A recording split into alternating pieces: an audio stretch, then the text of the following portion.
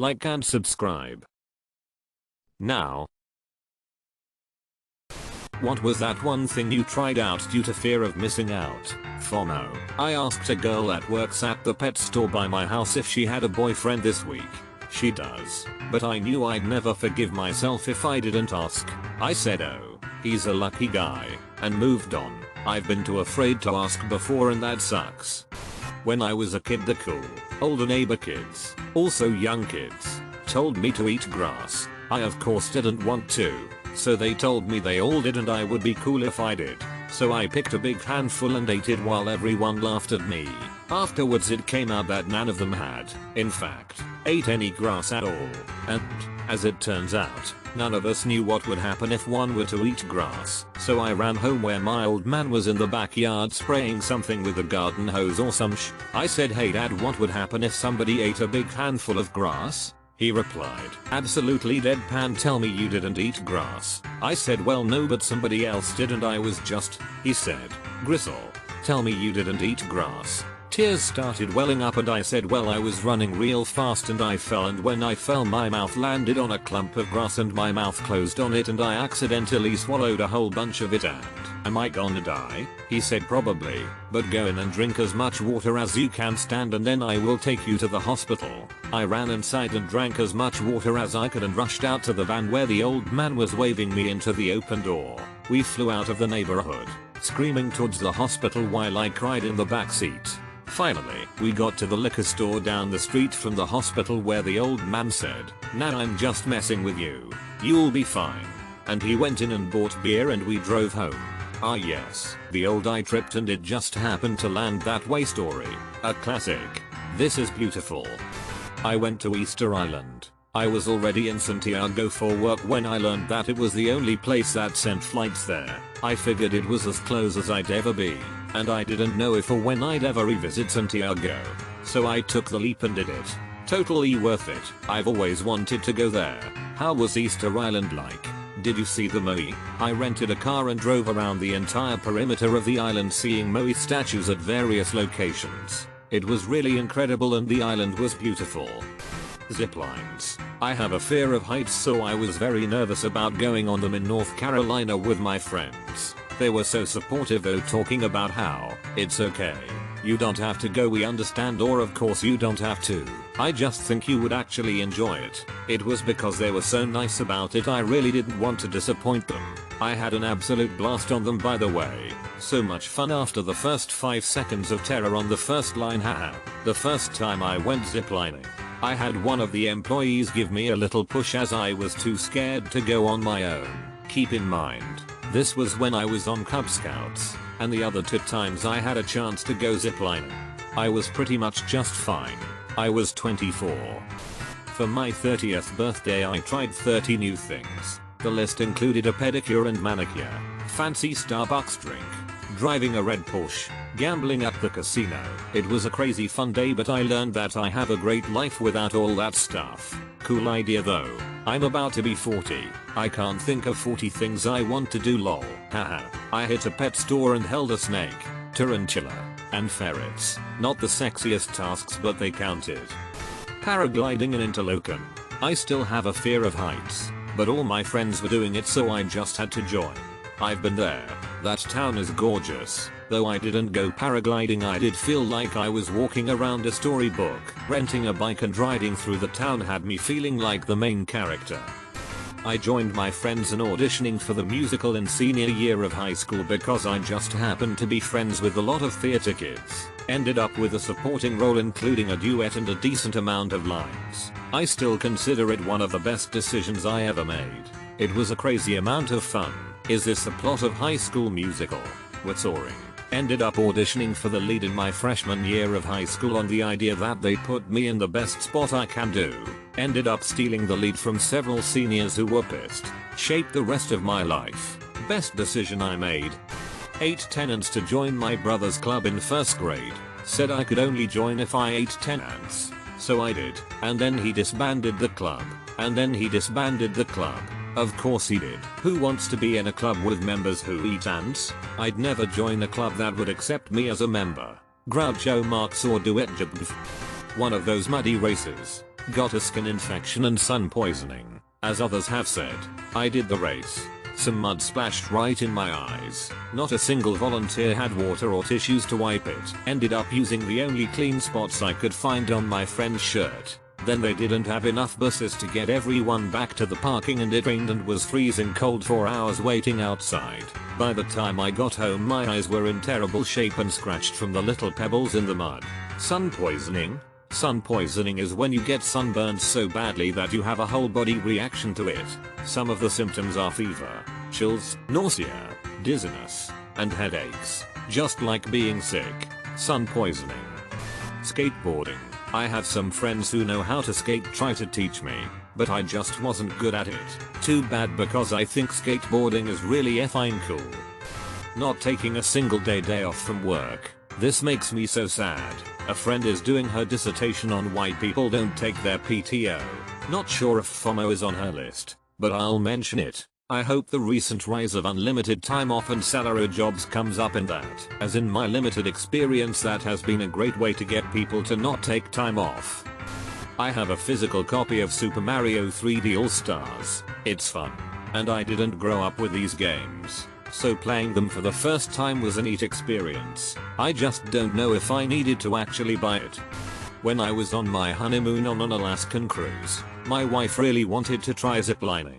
Unfortunately my weight was a little bit above what their suggested max weight is for safety, so instead of staying in town or just hanging out, I went on a walk. I saw a tiny river coming down from the mountain and I decided I wanted to go see that river. I thought to myself that if I don't do this now there will never be another chance in my life I've ever seen this. So I walked through the town, walked through the forest, and up the mountain and found that river. It was such a life-altering moment sitting there and breathing in the idea that I just went and found a river in the middle of nowhere. The entire world looked like a painting. When I realized what time it was I started to walk back and ended up getting lost on the mountain.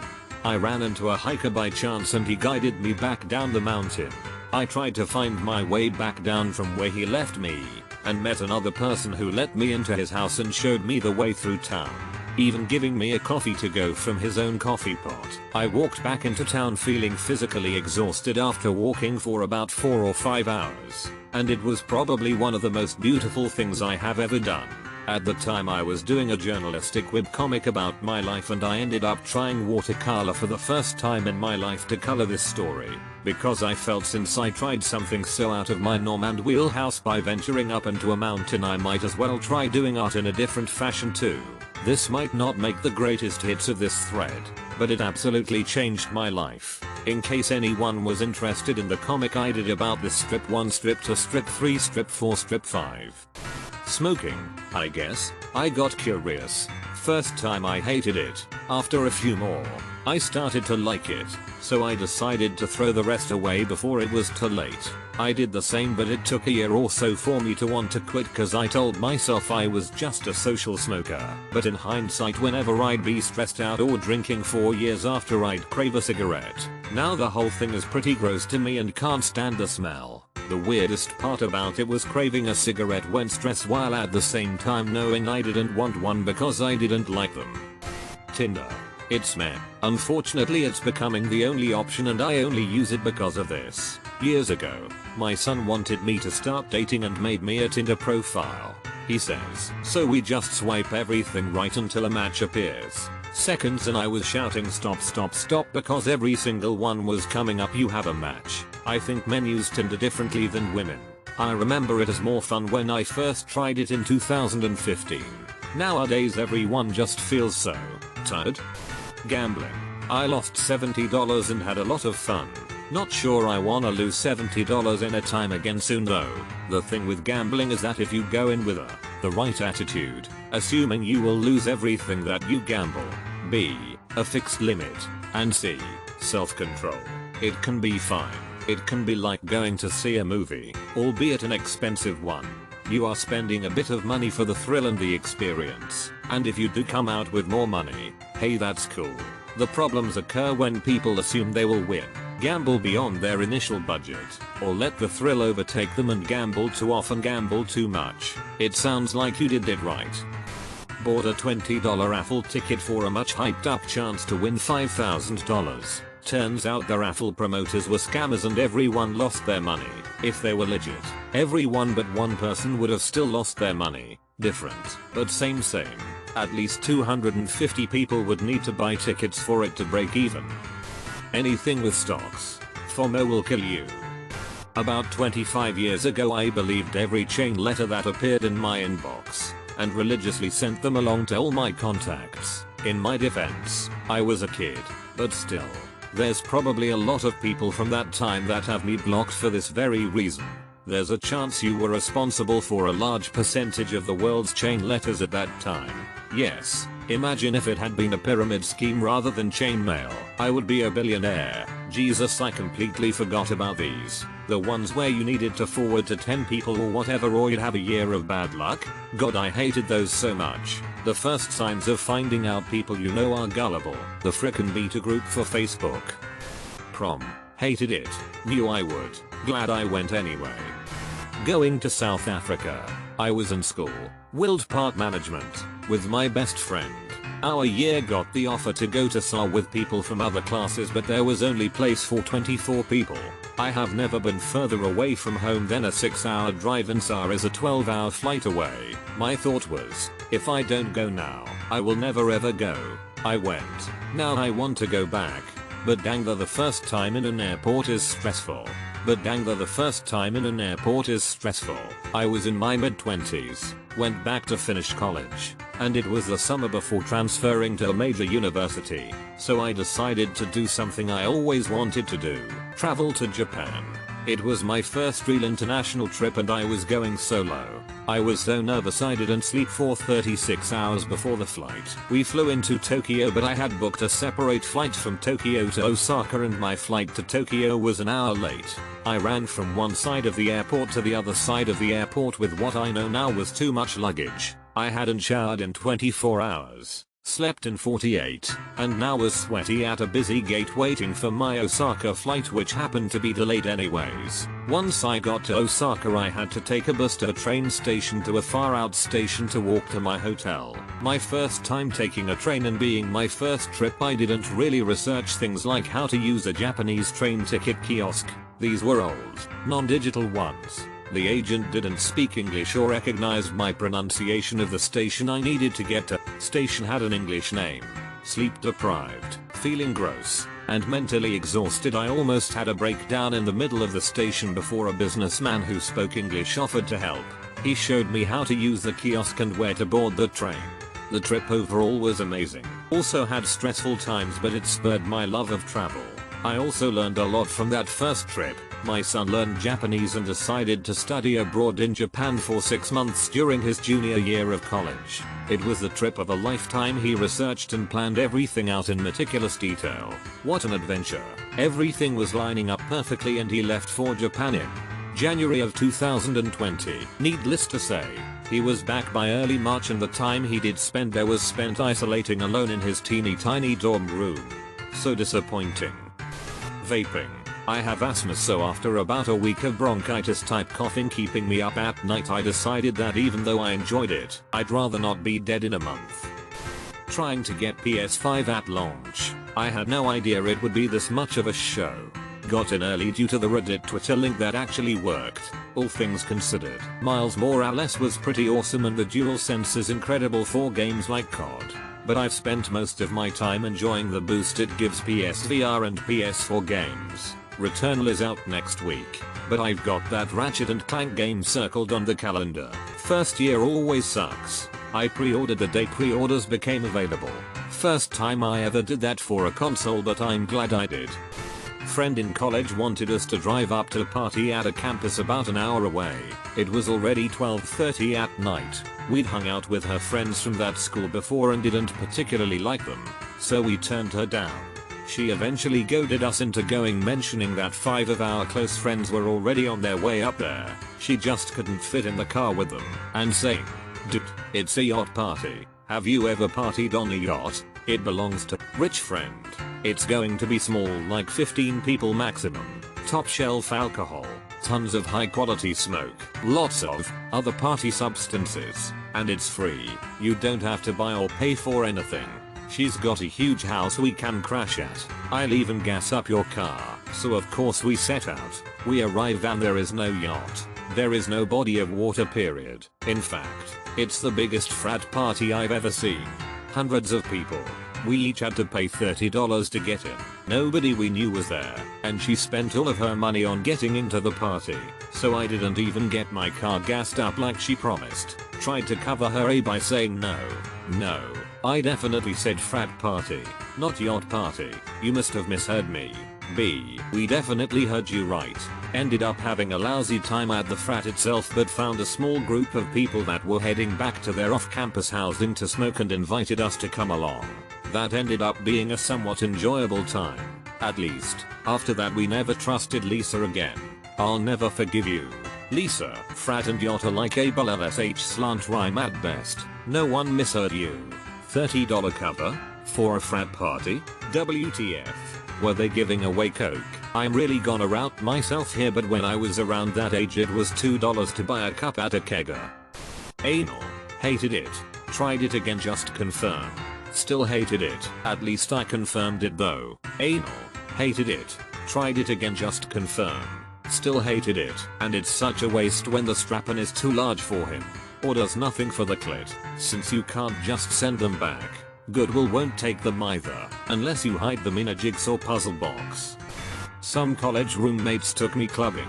I have an attitude that as long as something isn't harmful, I need to force myself to try it at least once, because I'm an introvert, and otherwise I just never douche. In this case, I ended up absolutely hating it. Every part of it was awful. Oh well, at least I can say I gave it a shot. Used to go out all the time with friends, and now in my early 30s I look back on it and think, why was that enjoyable? I can't stand being in hot sweaty clubs, sticky floors, music so loud you can't make it out, and having to shout to speak to friends. I just can't see the appeal now, and we would all rather go to someone's house, have a few drinks and put a playlist on and chill out.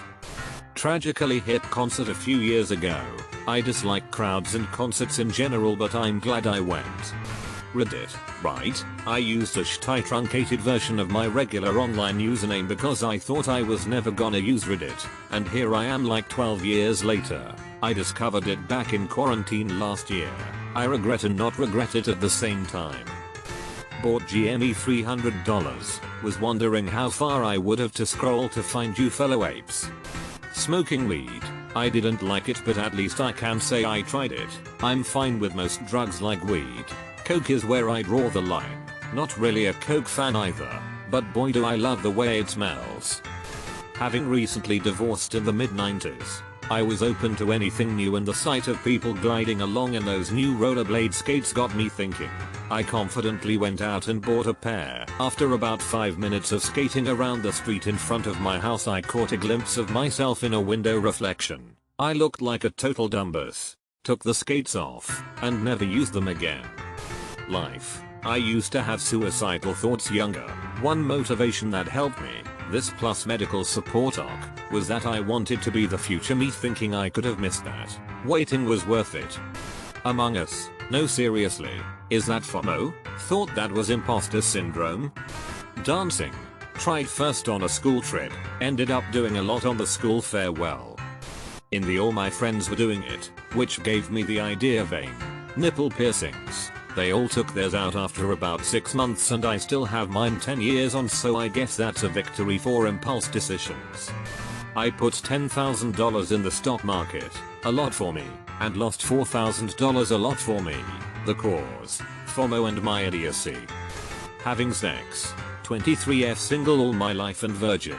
Almost everyone around me have been in relationships. Whenever we have girls' night, they always have to bring up sex, relationships, etc. I get bored because I can't relate. I tried to have sex not only once but twice to 3 times with different guys I was attracted to just to fit in the group conversations, but I have failed.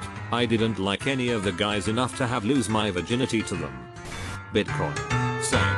In 2017. Sold for $40,000. Worked out for me. Bought a house.